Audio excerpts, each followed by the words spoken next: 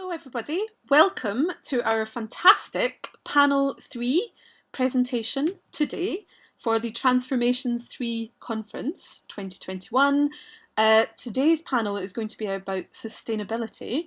My name's Emma Dick, I'm a senior lecturer in fashion visual culture in the Department of Design, and I'll be chairing our three amazing speakers that we have with us on the panel this morning.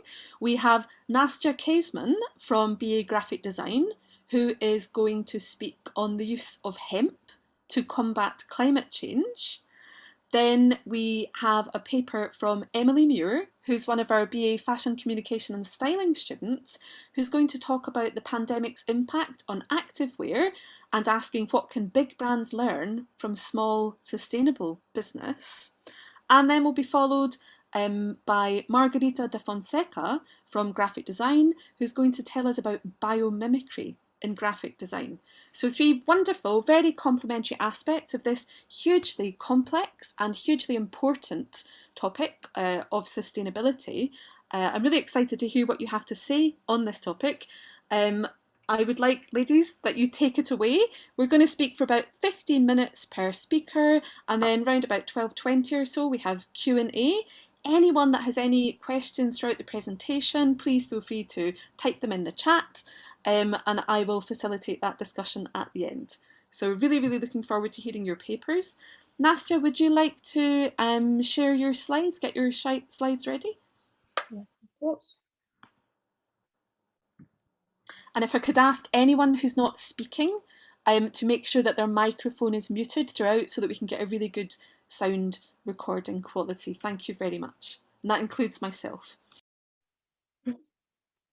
All right, so my name is Nastya and I'm studying graphic design.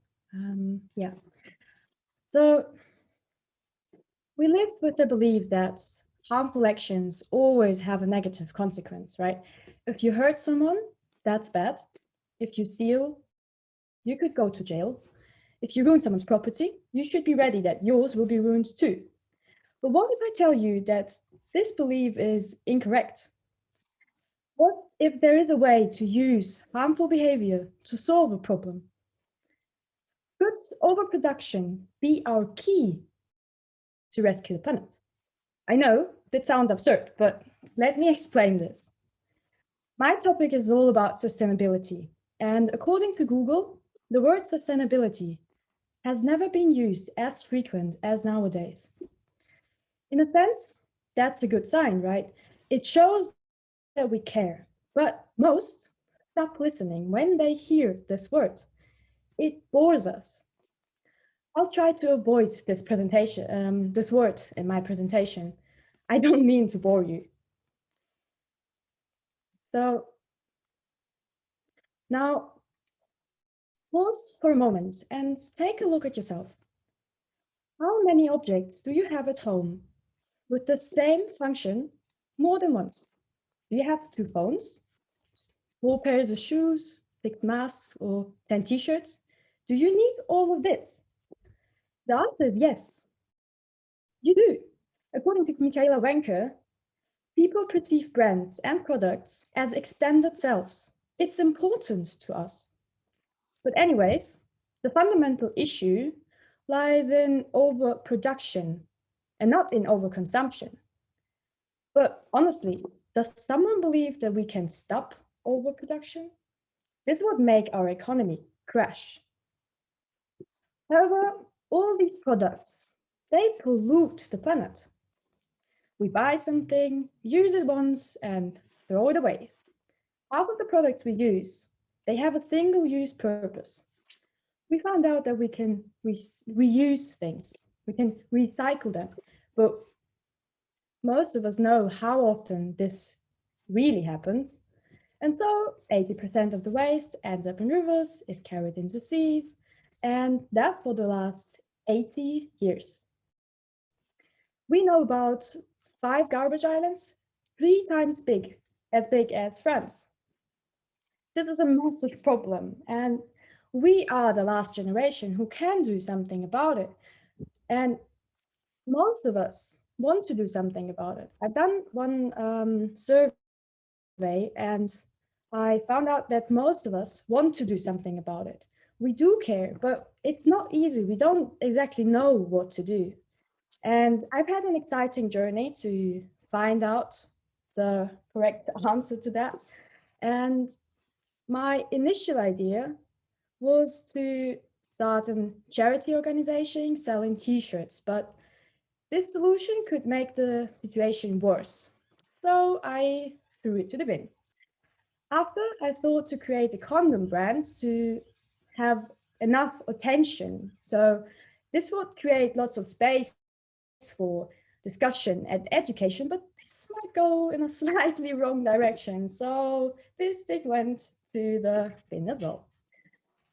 So I understood that I have to find a new perspective on this research question. And I came to the point that I have to harness the potential of the living world, figure out how I can reimagine working with nature and using nature to create better solutions for everyday products. In my research, I found many materials which can be used as an alternative. For example, PLA, algae, organic cotton, mushroom, but the most promising to me seemed to be hemp. Not only that hemp is climate neutral, but it's even climate positive. Hemp can absorb up to 22 tons of CO2 per hectare. It's as efficient as a tropical forest. Don't get me wrong, I'm not saying that we have to cut down rainforests and plant hemp. We have to respect both. The advantage of hemp is that it can grow on any type of soil the whole year, 3 times a year, and it doesn't need lots of water. And hemp is just a very profitable crop. Every part of the plant is useful. Now, look around yourself. Most of the things you see around you can be made out of hemp potentially. Over 50,000 products can be made out of this crop. It doesn't matter if it's a food or non-food area. We can do basically everything out of hemp. We can make plastic out of it, which is very helpful in our everyday life. For example, for packaging, our worst enemy, or phones or kitchen gadgets. One man has even made a car out of hemp. And you know what? It's 10 times stronger than a normal car. This is because hemp is a very stable fiber. That means the products made out of hemp are even more durable than normal ones. In America is a house primarily made out of hemp. The walls, the insulation, and lots of the things inside. And again, it's even more stable than an average house. The older the hemp house gets, the more stable it will become. The hempcrete is absorbing CO2, which is already impressive. But on top of that, this also petrifies the material. So it looks like hemp can make everything stronger, even the human body. It has lots of omega-3, 6, protein, vitamin E, B, and C. Since I started my project, I've implemented hemp in my cooking. You can buy hemp oil and flour and easily cook and bake with it. I use seeds for main dishes or smoothies. And also I started to use a hemp conditioner for my hair. And there is lots more you can use hemp products for. So looks like I found a superhero here. So what's the clue? Why aren't we using hemp already?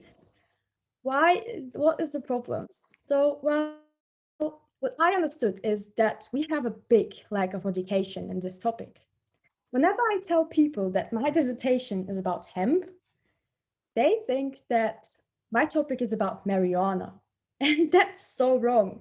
Marijuana is a well-known type of cannabis. It has 40% of THC, therefore smoking, eating, drinking it can make you high.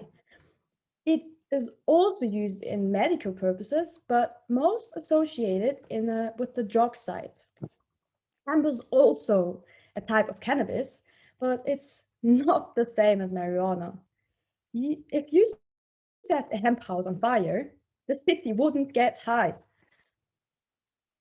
So 60 years ago, hemp was farmed 10 times more. But in 1970, the world started to turn its back on hemp. It's the devil's drug, they said. This is one of the moments in human history where we've messed up. Hemp started to be illegal all around the world, and farmers had to stop their businesses.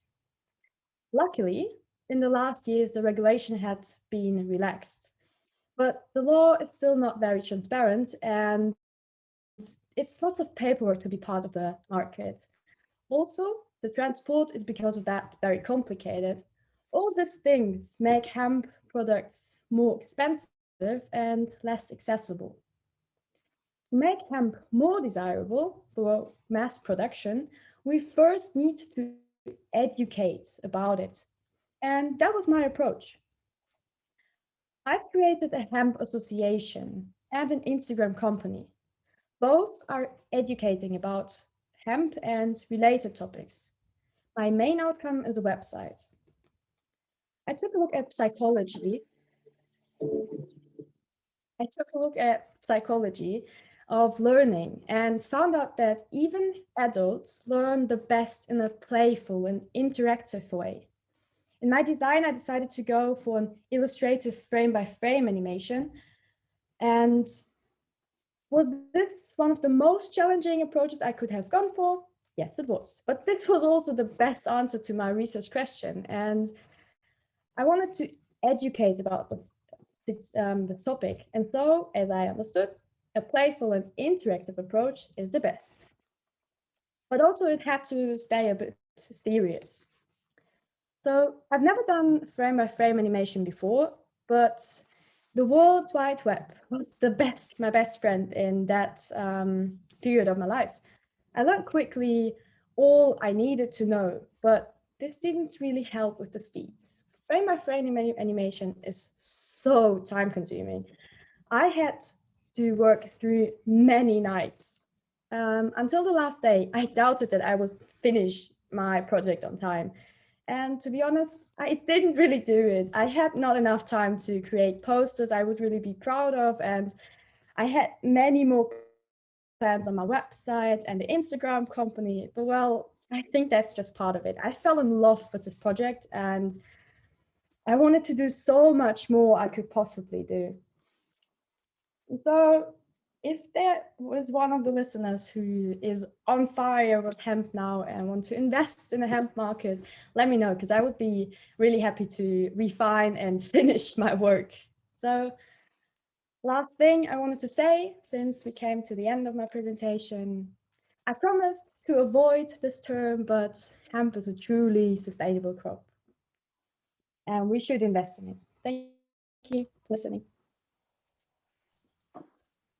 Nastya, thank you very, very much. You managed to only mention that four-letter word. It's much longer than four-letter words. I think 2 times in your presentation. But It was fascinating. It was not boring in the slightest. And you've mentioned so many wonderful, like, provocations and paradoxes already that I'm very sure that Emily and Margarita are going to build upon. And I think you've set the scene really nicely for some questions at the end. So thank you very, very much for starting us on such an interesting discussion. We're now going to move to Emily Muir. Emily, do you have your slides ready to share? I do, yeah. Fantastic. If you can just get those ready. Sure. Can I share now? Yeah. Brilliant. Thank you for that, Nastya. That was amazing. I will definitely be using the word sustainability a lot more than you in my presentation, but you've captured my imagination. That was so fascinating. So here we are. This is my presentation on the pandemic's impact on activewear. What fascinated me most within the last year really was the growth of the activewear and leisurewear trend throughout 2020. As the year and lockdown restrictions went on, the activewear fashion market was one of the only sectors outside of luxury fashion that saw consistent growth, according to the McKinsey 2020 report. And at the core of my research project, I explored ways in which smaller ethical businesses have adapted to meet this sudden increase in demand while still keeping sustainable values at the heart of their operations. I thought big brands might be able to learn something from these models to help change the dominant values within the global fashion system. This activewear boom that we've seen in the last year is actually projected to grow 11% to a global valuation of around $547 billion by 2024. And this trend is seen at all levels of the industry, from luxury and high-end brands. They're all making their activewear offerings and successfully expanding their ranges. For example, Nike had a $32 billion valuation at the beginning of 2019, and that's increased in the last year. And also Gymshark last summer reached a $1 billion valuation after just being in business for 8 years. On Pinterest alone, the willingness to work out was proven in the 268% increase in searches for home workouts this year. In the early stages of lockdown, Gymshark, for example, were able to capitalize on this by adapting their social strategy in order to offer these in-demand bits of video content. And in doing so, they doubled their website click-through rate. However, with activewear successfully moving into the mass market, we should consider the social and environmental impacts that the contradiction appears to happen between sustainable and mass market ways of thinking. Kate Fletcher explains that those in pursuit of profit at the top of fast fashion brands will always put the needs of the market first, before then considering the consequences that come with overconsumption and overproduction. And in her Earth First approach to fashion, she proposes a way in which we can start to think about growing out of the growth mindset by adopting a landscape of less, and supporting things like trans-seasonal, multifunctional designs that contribute to the circular economy. Traditionally, the world of corporate social responsibility, I'm going to refer to it as CSR, is fundamental to developing a sustainable business. And it's a really proactive way that companies have begun to address their impact. However, Moratis et al. In their 2018 paper and Arnold suggests that sometimes CSR allows for performative greenness, and with corporations being able to cherry pick their responsibilities, they still prioritize profit, and they end up contradicting the responsibilities that they take on. These random acts of greenness are often far less than what's necessary to make a meaningful impact at the high level within fashion. And they just reiterate the points made by Fletcher and Jackson, that unless we are able to redefine how a brand's success is measured, there'll always be an ulterior motive when it comes to things like corporate social responsibility. In fact, 81% of consumers believed that a company's responsibility goes above and beyond just offering and generating profits for their business's stakeholders. These issues around businesses' corporate social responsibility and duty to the planet are summed up really well by Kate Raworth in this short clip. As a quick background, she's really well known for her theory on donut economics and the value of distribution within society on a broader level. Take a look at this. And corporations that still pursue maximum rate of return for their shareholders, well, they suddenly look rather out of date next to social enterprises that are designed to generate multiple forms of value and share it with those throughout their networks. If we can harness today's technologies, from AI to blockchain, to the Internet of Things, to material science, if we can harness these in service of distributive design, we can ensure that healthcare, education, finance, energy, political voice reaches and empowers those people who need it most. You see, regenerative and distributive design create extraordinary opportunities for the 21st century. She kind of points out how traditional business models in general begin to feel outdated when you compare them with structures that encourage value creation across maximum channels. In the context of activewear and fashion specifically, brands now more than ever are beginning to see these non-financial values being brought in to benefit not just the planet, but also the population. Circular economy and adaptability designed into clothing will begin to address these issues and put far less pressure on virgin resources, according to the Ellen MacArthur Foundation, whilst also potentially doubling a product's lifetime. And these inherently sustainable values can be understood when you start to look at the decisions made by sustainable activewear brands, such as Tala. Launched in May 2019 by Grace Beverley, who's a fitness Instagram influencer and businesswoman. She grew Tala to a valuation of £2.3 million within just the first 6 months of operations.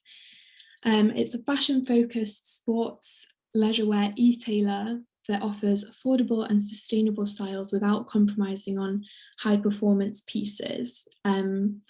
They have a mantra of kind of 6 main values that kind of keep them on track to continuously improving their product and give value back to their community and customers.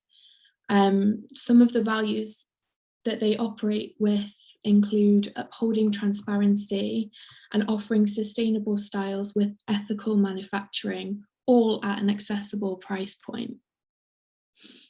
In my view, Tala operate using a deontological approach. After looking at Barnet, Kafara and New Home, to embed ethical and sustainable values throughout business operations, they follow certain universal duties and rules to define what's right.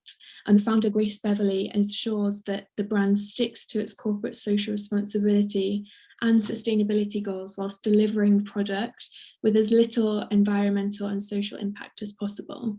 For example, supporting the circular economy by using regenerated fabrics in all of their products, which are not only better for the earth, but also for the wearer too.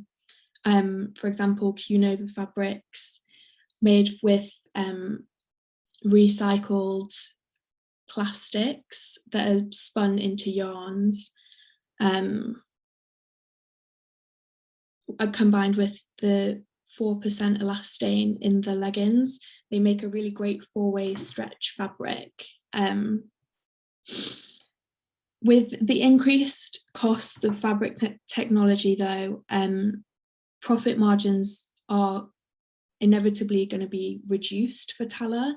So it becomes a cost that the company take on themselves, which goes against the conventional growth mindset. However, according to Fletcher and Jackson and Tala's own brand values, it's the right thing to do in order to A, deliver a quality product as sustainably as possible, and B, to make sure the price point remains accessible for the mass market. It emphasises a shift to seeing more deontological and duty-based values of sustainable brands, that they don't operate just to make a profit. There's always going to be this conflict between the need for profit in order to operate versus like the post-growth logic way of approaching profits. And these mindset changes encourage current activewear brands to make more sustainable and responsible choices going forwards. Tala also are able to add value through new channels of media engagement, going back to what I said before about the Pinterest case study, above and beyond just offering the clothes for their wearers to work out in.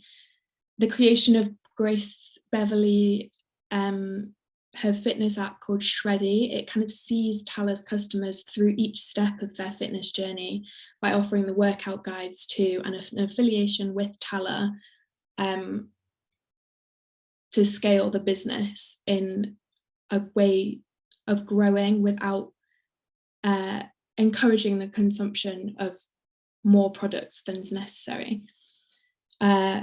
Similar to the Gymshark model, it maximizes the points of contact with the users and customers to be. So could this post-growth proactive approach seen in smaller brands like Tala be applied to market leaders as the urgency for sustainability grows? By Tala using sustainable materials in production because it's morally good, and by adopting the ethics as a duty of the business rather than chasing profit, larger brands might be able to begin to see sustainable practices as having equal importance to financial value. Brands that have succeeded in the last year in response to COVID-19 and consumer habits, according to the McKinsey 2021 report, were the ones that were able to reduce complexity and encourage collaborative working within their supply chains and across all practices.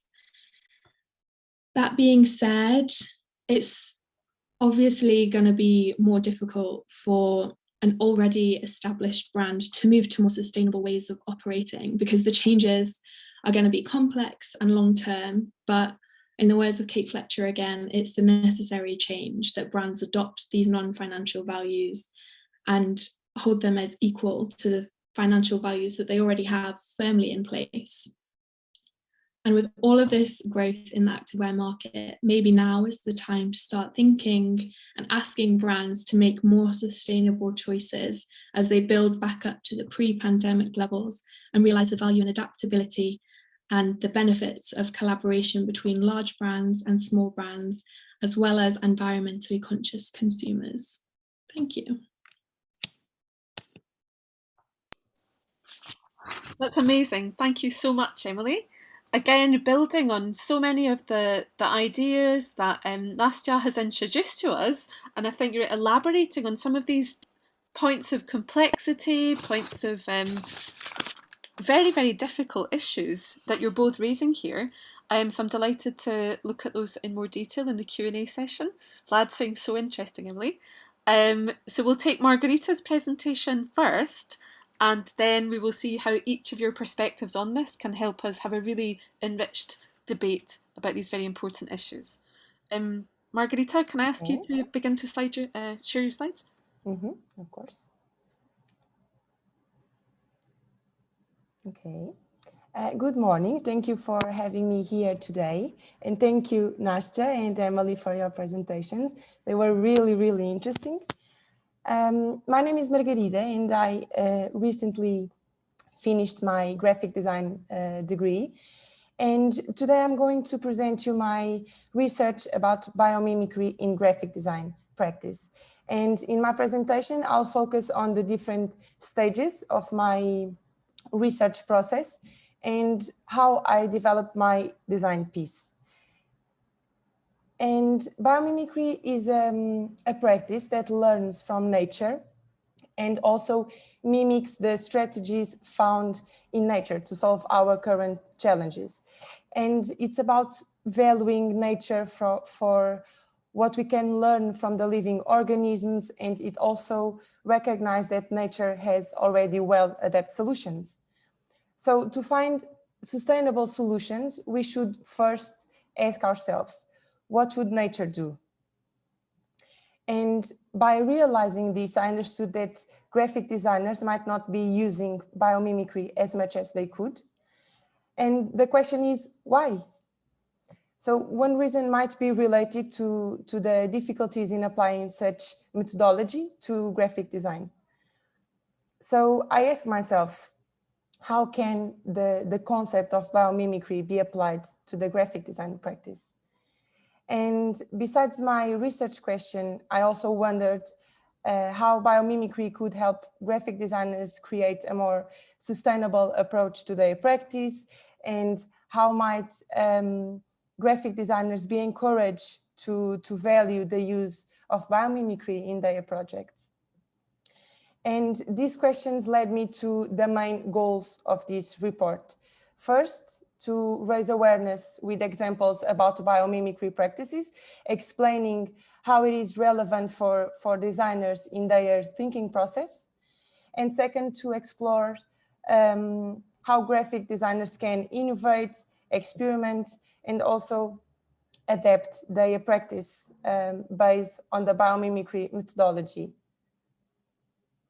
And after identifying a problem that was actually very relevant for me as a professional, my research process started with literature.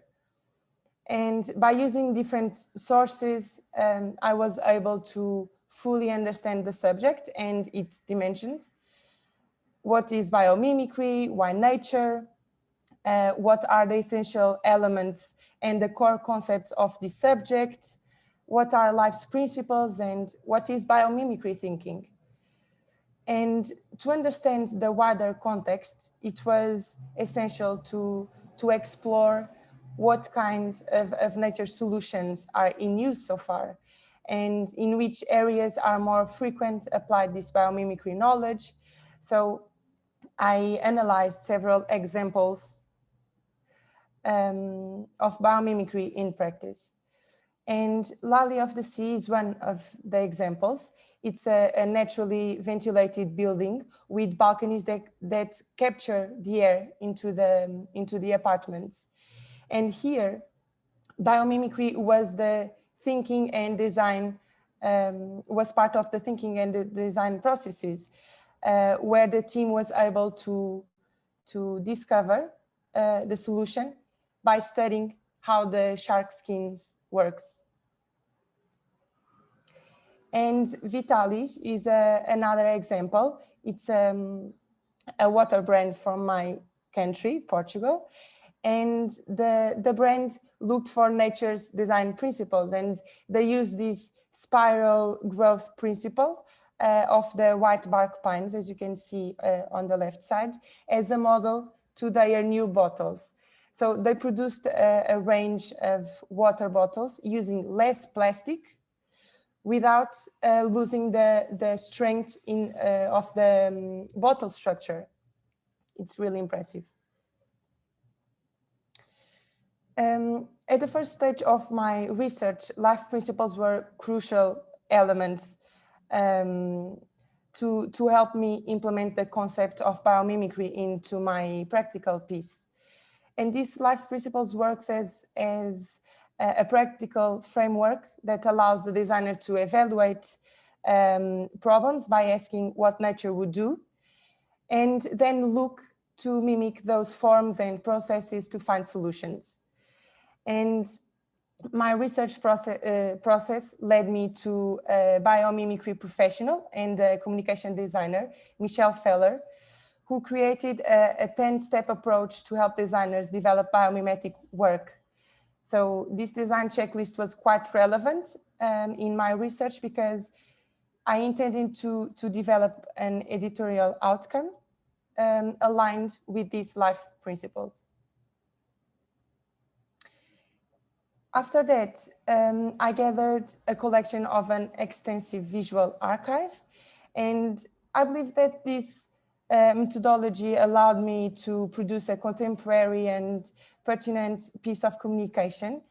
It helped me to better understand the variety of production techniques that are available nowadays, and also the approaches used by other graphic designers.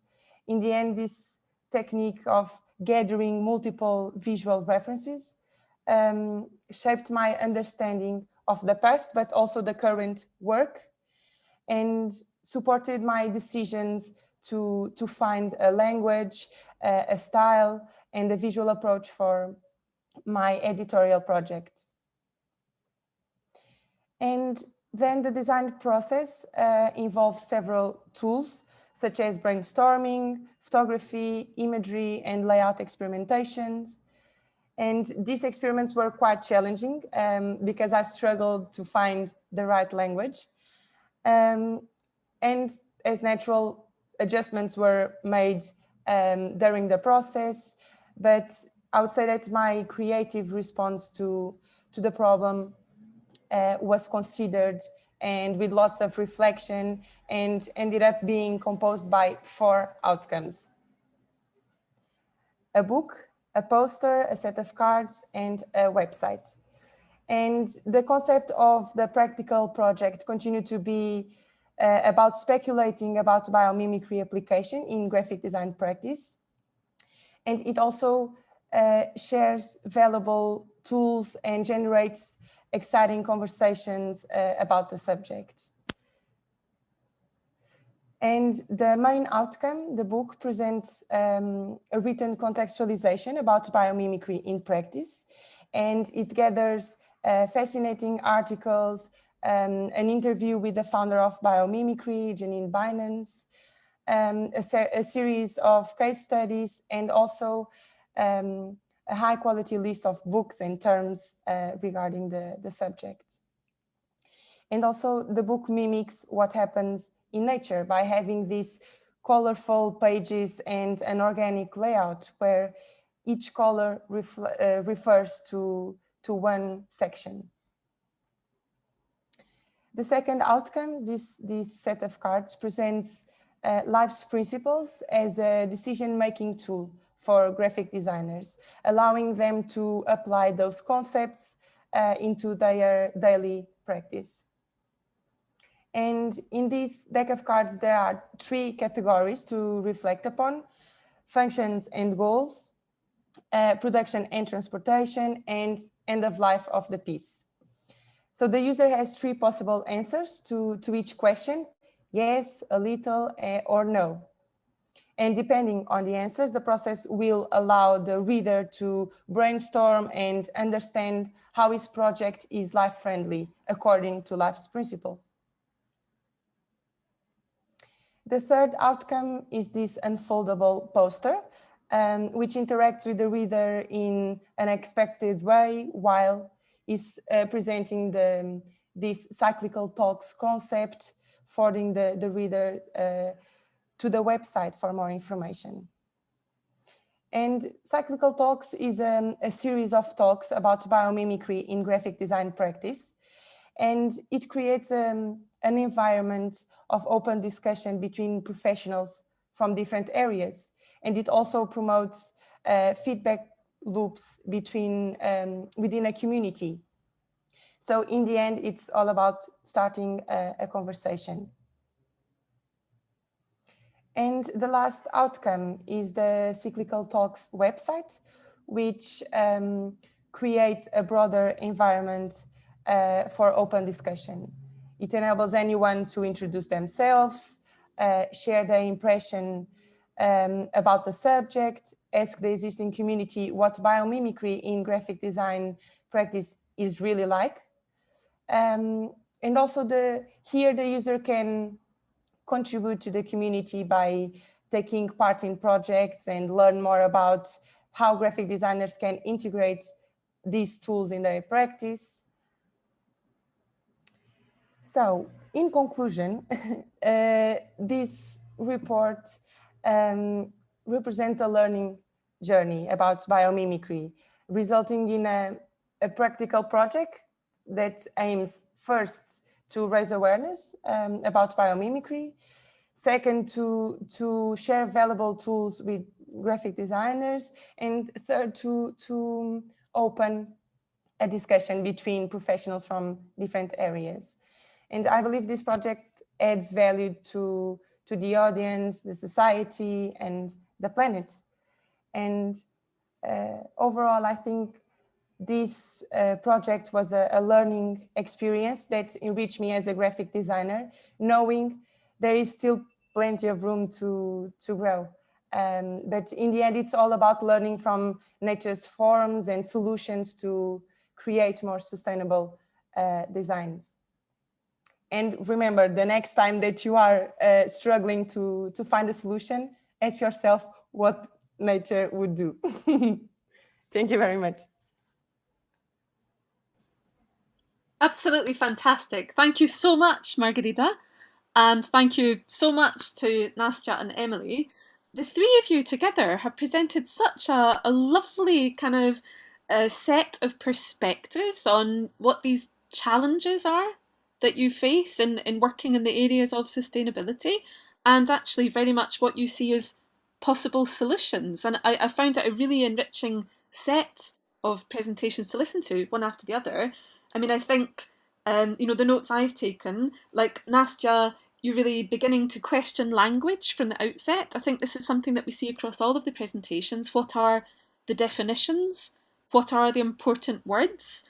Is it important that some of these very, very overused words that are perhaps beginning to bore Nastya have really kind of legal definitions applied to them, or there are consistent regulated meanings available? So I think language is something that connected all of you together.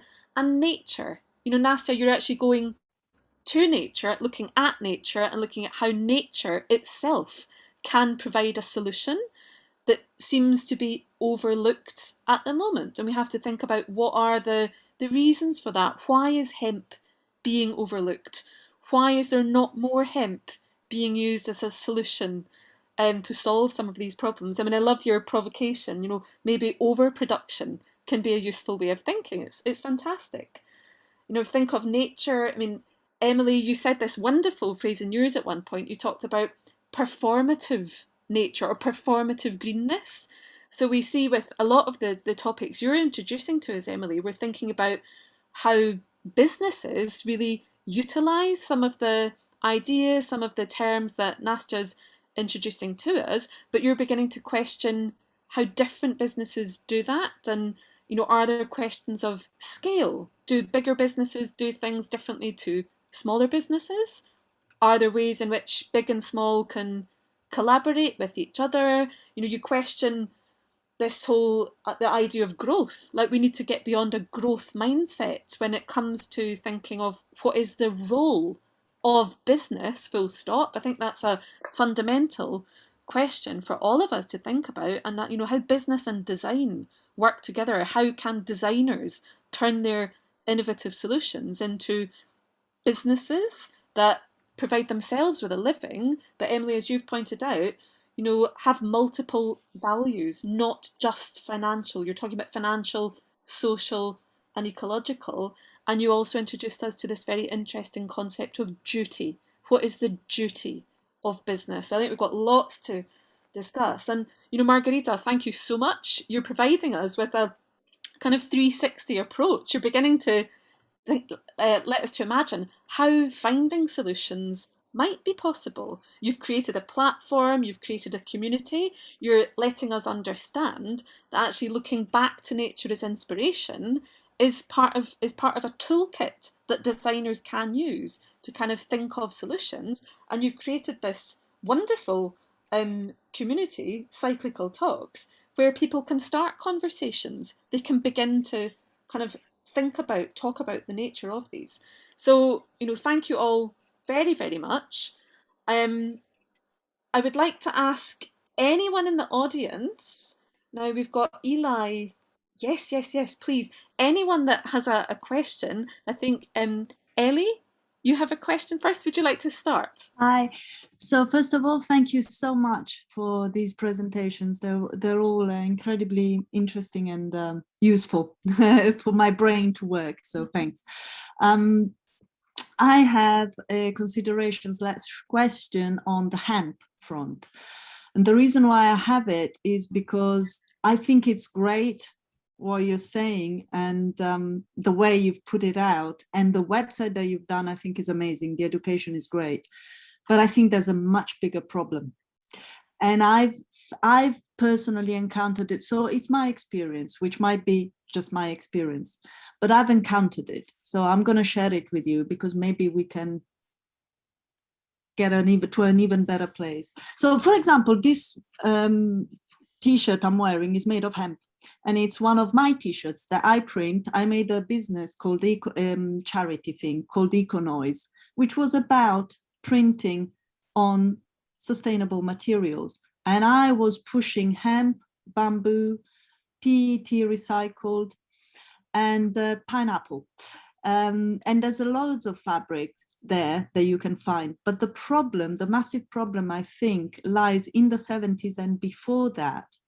I think it's in technical rationalism, but basically it's the industry, it's the trusts that have happened. The same as for sugar. If you look at sugar and hemp, it's exactly the same problem. Sugar has been made widely available, and after the First World War, I think it just dropped down in price and everyone was eating sugar, and now sugar is in everything.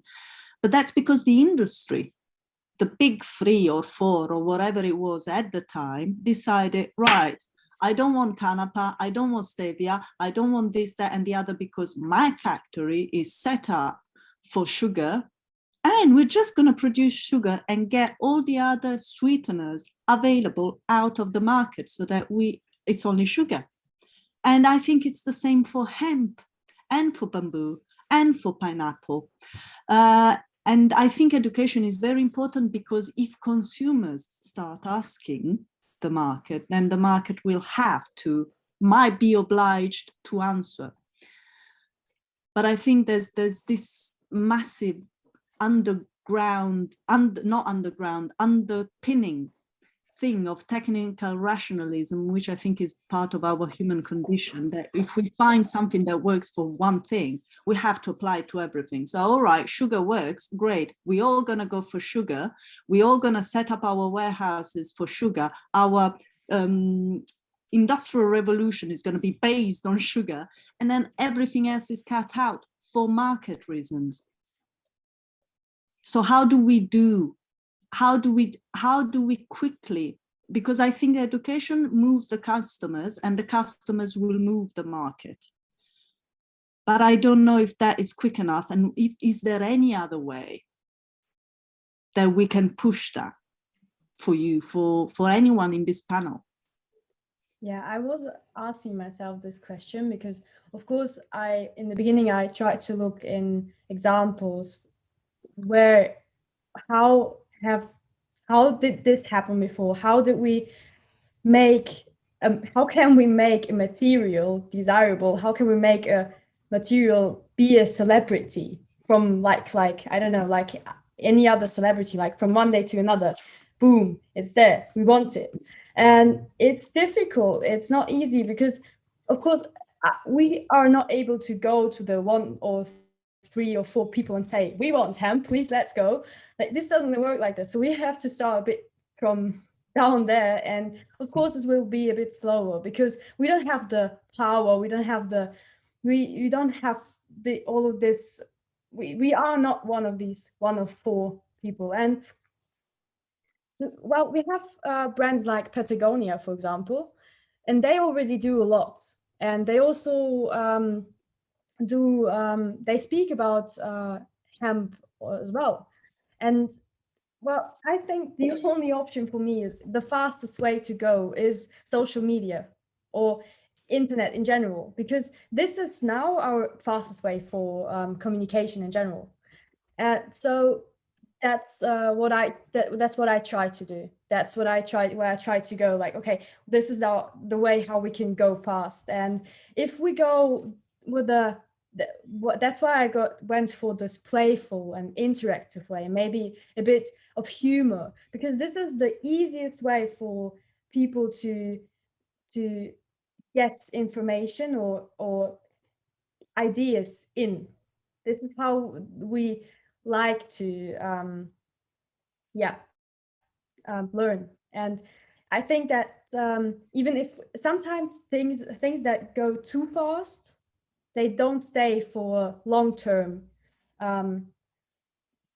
thing. So if it's too fast and we go like, okay, we want now a fashion thing, which is just right now here, it will go in a month. But this is not what we need. We need a long-term solution. And that's why I think that education and basing it and slowly bringing it in, of course, climate change is a massive problem, and we have to be fast because it's getting very urgent. But it might go in the wrong direction if we don't really explain why we need it and why it is important. So maybe too fast is not Right.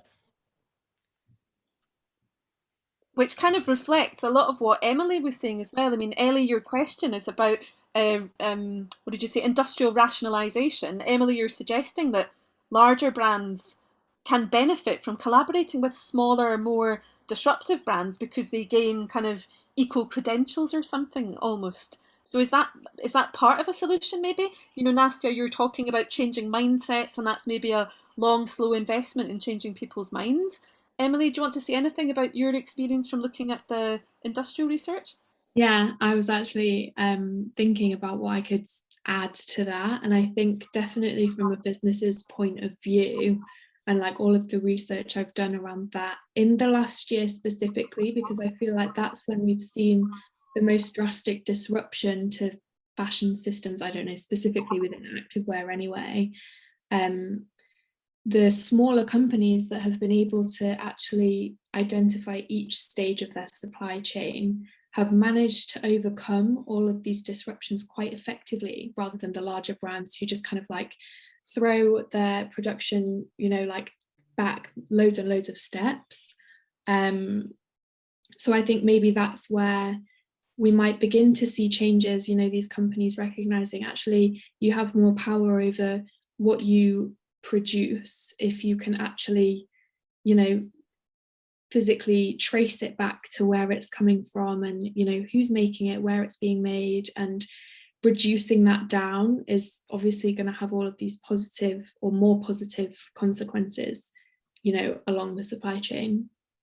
So it's a hopeful point for us to be at now, you know, building back up to pre-pandemic levels. I think across the fashion industry, it's just, you know, all of us as consumers hoping that it does stick and it does go in the right direction from now.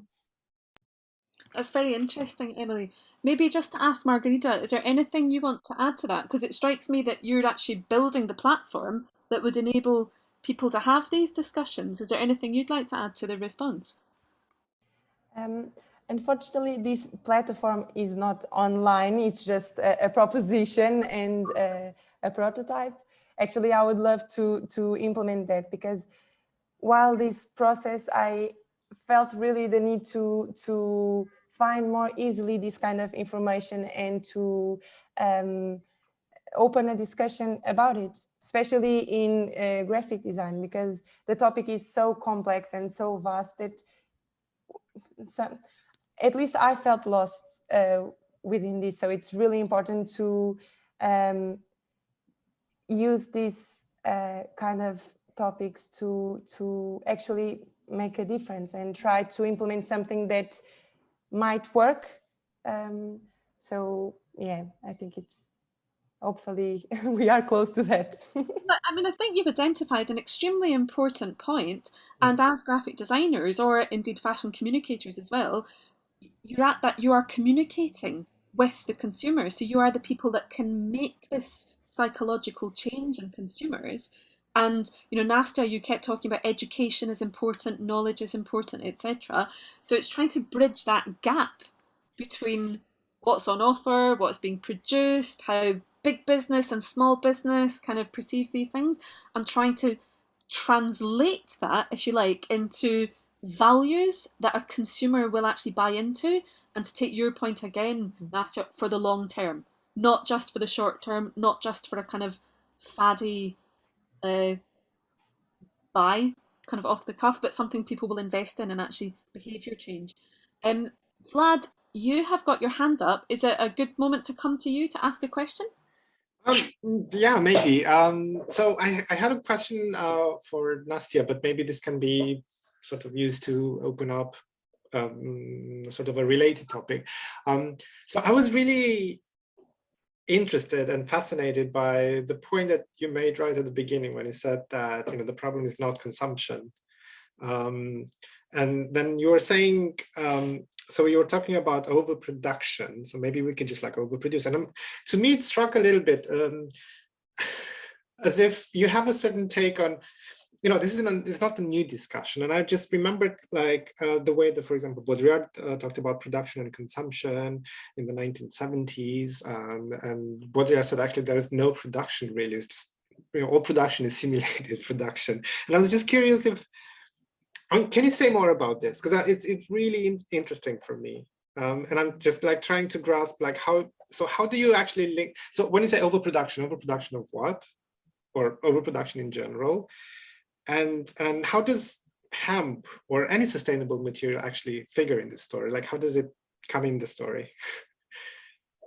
I'm actually a bit sad that you ask it, because that means that my presentation didn't make it to explain it completely. But well, overproduction is not something we need to do more, or it's already there. We don't need to do it more.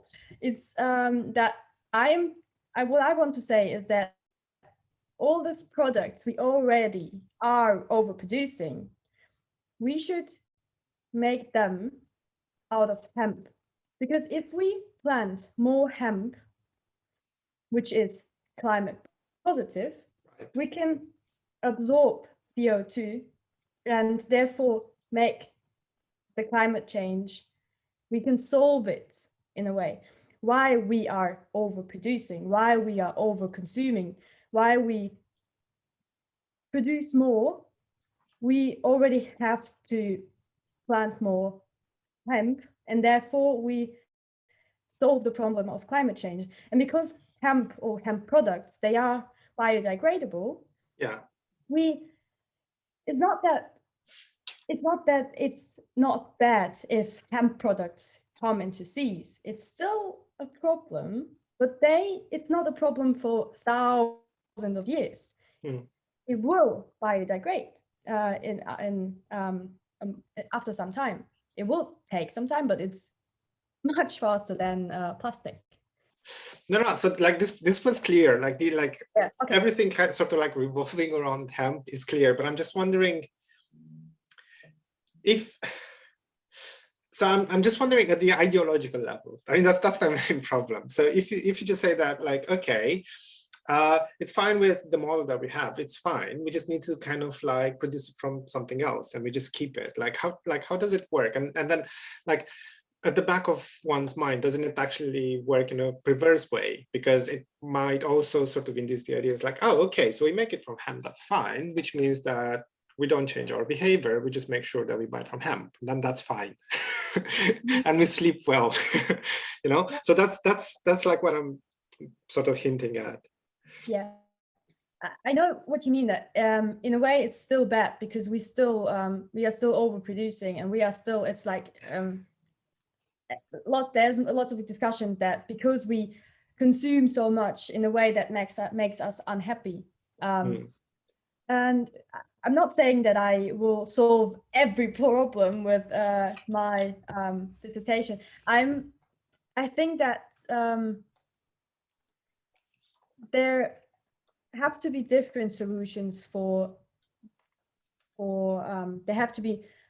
This is like, for me, this is a different topic, because of course overconsumption and overproduction is, for personally us, it's having a negative or a different consequence. But this is something else we have to educate about. It's for me personally, I think that this is a completely different topic. And what I am concerned about is that I want my children to live on a planet which is healthy, or at least still there. And I know that people might feel bad about overconsumption and overproduction, but I also know that for me, again, the long term is more important than the short term. Of course, yes, of course, there are people who are depressed and feel bad and so on. And yes, of course, we have to care about them as well. But if there is no planet in 100 years, then it doesn't matter if I care about depressed people right now. Like, it's hard to talk, but yeah. I mean, if I'm allowed a further comment, because sorry? Oh, no, it's just going to be a short one. It's just because, I mean, I find hemp fascinating, but I find it fascinating also because I'm coming from a former socialist country, and because we had different different access points to global supply chains. Actually, hemp was something that was very much promoted until 1989. Agriculture, for example, in Romania was very much based on hemp. There were like loads of fields of hemp. And it's really interesting because towards the 2000s, so like post-socialism, and as we joined the European Union, there were sort of quotas on hemp. So, and actually, they kind of disappeared. They started to disappear. And there's very little hemp grown in Romania for it. And this is just an example today. So I think that this kind of feeds back into what Eli was saying at the beginning about this sort of like monopolies of production and materials that are kind of like supported and materials that are not supported. So yeah, I mean, I think we need to look at these kind of things as well. But I definitely think that hemp is, you know, like a good solution. And I'll shut up here. Yeah, there are definitely markets who want to repress the hemp market because it is very profitable to farm hemp and to manufacture products out of hemp. But plastic is already there. Normal paper is already there. And of course, the markets and the producers of these products with these materials, they don't want to change something because for them this change, only the change of it would cost so much, and personally for them it's not very profitable to make this change in this short-term thinking. So yeah. Can I step in?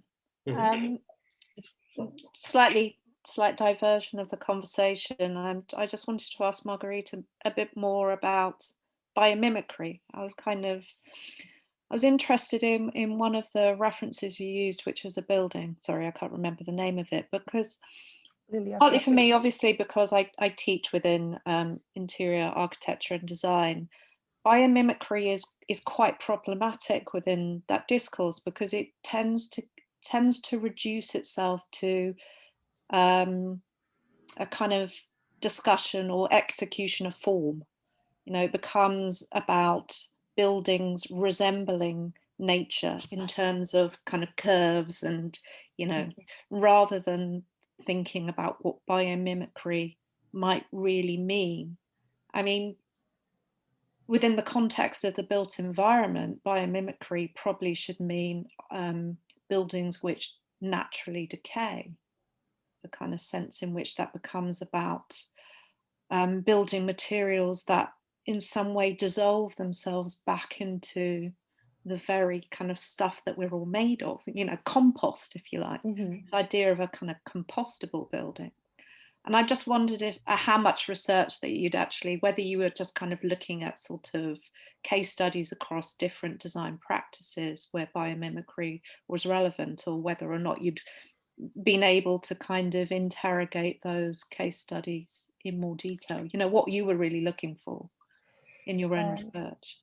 Yeah, actually, when I saw these architecture examples, I thought about that. Maybe the answer is in the material. For example, there's another building. I can't remember exactly where. I think it's in Africa, that mimics the structure of the it's like the house of the termites.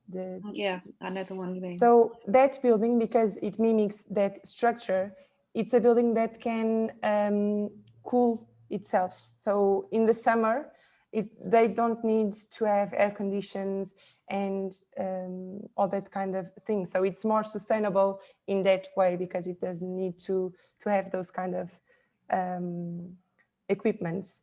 But from different case studies that I've searched, I would say that architecture, engineering, all that kind of things are very into learn from solutions that already exist in nature, and even in textile design. But yeah, I also questioned that, of course, there are many methodologies available for designers and other areas. And I recognize that biomimicry is one more valuable tool. But of course, I asked different questions. Is biomimicry the correct answer to solve the most complex problems? What are the disadvantages of having this nature-based process? Or can the biomimicry framework force designers in other areas to design not for the best solution, but for the best to fit in these kind of frameworks? Because it was what you were saying about the materials, and maybe we are forcing something that it's not the quite fit to that kind of problem. So in a sense, as I think Emma pointed out, this notion of nature as a toolkit, really, you're kind of interested in biomimicry as a sort of strategy, perhaps. Yes. When I developed this decision-making toolkit based on these life's principles, I understood that implementing these concepts were much more thinking about small details that, at least in graphic design, thinking about where to produce, if it's locally, what it's the kind of paper, if it's environment friendly, all these kind of details, if the piece is going to end after its use, or if it's something that needs to be holds for much longer. So it's this kind of decisions and these intentions that it's important to have to consider with this biomimicry thinking. Thank you. Very beautiful outcomes, by the way. Really seductive. Very beautiful. Sorry, I had to leave momentarily. I come back to the chat and I want to ask Simon, did you want to come in with either of your questions, or have you asked those already? You're muted. There we go. Yes, okay. Well, I was, it was just a rhetorical question, really. I was wondering when, with the conversation about hemp, how much processing hemp has to go through to make a car or a building, and whether that car might be compostable in due course, or the building might be compostable.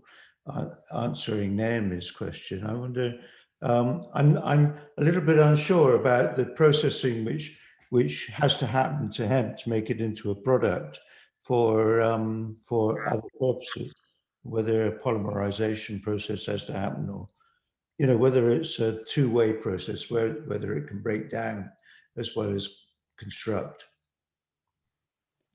Yeah, so of course there is a difference if you use hemp just naturally, then it will compost very quickly.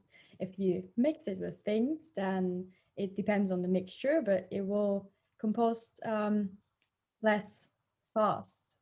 And also there's a difference between biodegradation and composting. If you do it in an industrial way or in a natural way.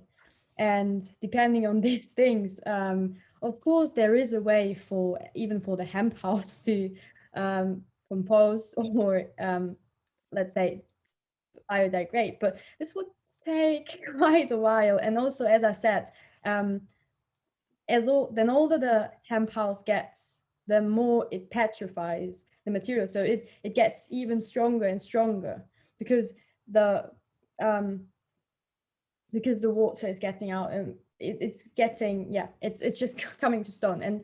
And also the car, again, it is a mixture. It's not just hemp and made together. Like, of course there's more in there. So it's possible to compose these materials, but it would take longer than just without manufacturing the hemp. Yeah, a bit like carbon fiber, really, isn't it? Sorry? bit like carbon fiber, you know, that the hemp gives a certain degree of strength, but in fact could be like glass fiber. You know, it's like using epoxies or resins or whatever. You're still back to petrochemical industries, aren't you? Or are you? No, I don't know. No. You know, it's just Bill, that as a base, one accepts that it's a natural product, but in order to make it work, it has to go through a process which then exacerbates its carbon footprints and so on and so forth. as I just wrote it also in the chat that of course, like hemp, the hemp building, it's made out of hempcrete, and hempcrete is a mixture out of hemp pod and lime and water, and sometimes they add some other things, and that's why it's getting stronger. Okay. So it's pretty good, isn't it? And I mean, hemp fiber itself is one of the strongest fiber in nature you can find. Thank you.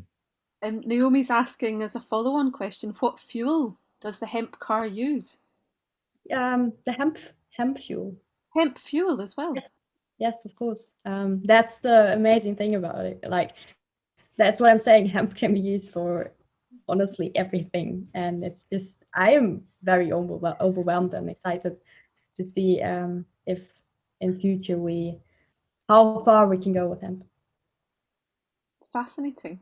And I think perhaps, Simon, that some of the bigger structural issues you're alluding to in the background is, you know, the place of the petrochemical industry in supporting these more kind of eco-friendly startups and other kind of fuels and things like that.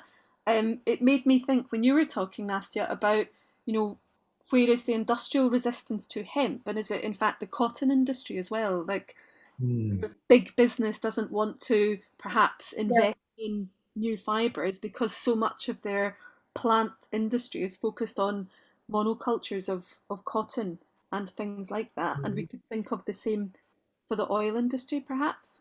But I think Emily's. Simon, do you want to come in? No. I think it would be the market, wouldn't it? You know, as the petrochemical industry gets more and more expensive, and it gets more onerous, so consequently you have to find alternatives.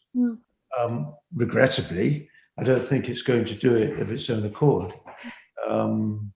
But it is an interesting issue, isn't it? It's just to change the subject very slightly, because it's a little bit like the offshore energy industry. It's a great idea, but actually you've got something which is on the scale of building several fleets of ships every year, which actually is a huge drain on the environment. Although you get your energy for nothing because it's the wind, you bloody well don't, because you've used all this energy making big wind farms. So you know, it's difficult, isn't it? It's a very difficult balance, but it's going to be driven by circumstance probably more than anything else.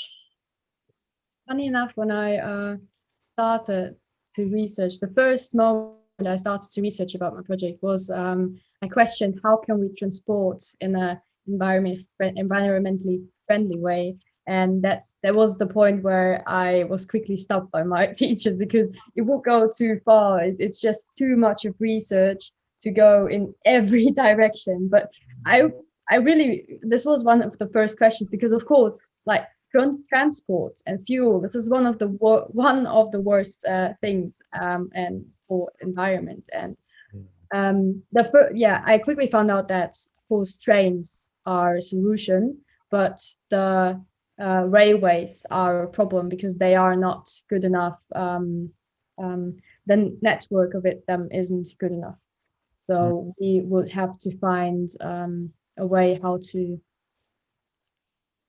how to improve the network of railways. I don't know if this makes sense, but yeah. Yeah. I mean, I think together you all present a wonderful set of solutions. This is what I see as like the coming together of new ways of thinking. This is like how new ecosystems evolve through different designers talking to each other, through different businesses taking on a duty of care, like Emily says, to change their practices, and like governments actually calling to question, what is the fundamental duty of a business? Does the role of a business have to change so that some of these issues that you are all bringing to the fore so eloquently are actually embedded as a kind of legal obligation within their DNA, if you like? And I'm so hopeful when I see all of you presenting these topics, because I think this is exactly what needs to change, and exactly the kind of very, very creative, very, very inspirational and innovative thinking that we need to see implemented as soon as possible. Vlad, you're saying, is it too late? Well, no, that's not what, like, I was just commenting on something that Emily said, and it's very interesting. So Emily commented in response to Naomi's comment, and saying that things will be slow in terms of change until the non-financial values and benefits are as necessary as financial profits. And I think that this is the logic of the market. This is how the market functions. But the big question is whether, it won't be too late, that moment when non-financial values and benefits become as necessary as financial profits. I'm much in favor. I mean, I said this in the first panel this morning, where we kind of touched on issues of sustainability, but I'm very much in favor of a more interventionist policy. And Emma is laughing because she thinks that I'm talking about dictatorship, but like, I think at this moment in time when it's so, I mean, look what is happening in Canada. I mean, it's kind of like getting late. It's kind of very urgent. And I think it's like leaving it to the market is a bit, this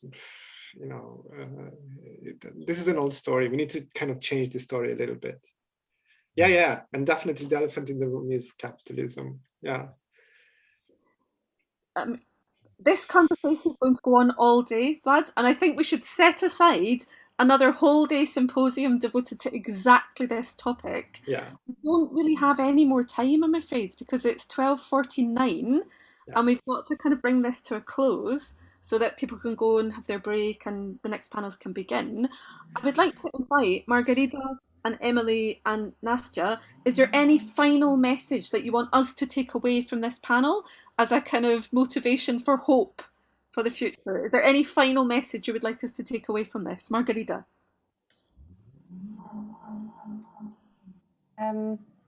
I think that it's not too late. We need to stay hopeful. And yeah, I think it's keep looking and try to find the right solutions in the long term. Thank you very much. Emily? I would just echo Margarida. It's the answers are out there. I think it just takes the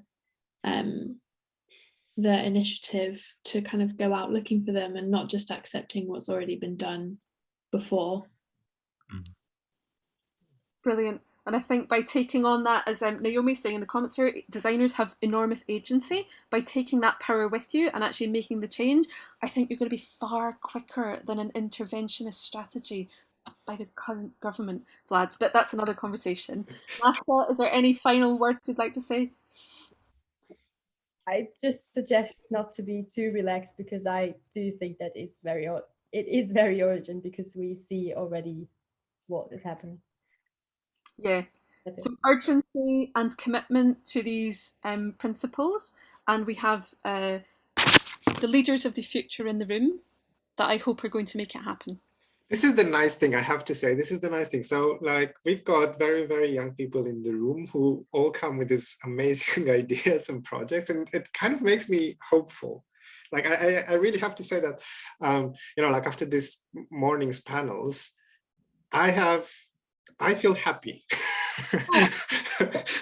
No, honestly, there is hope. I mean, there is hope definitely in like in young designers, and all their great ideas. So yeah, thank you very much for presenting today.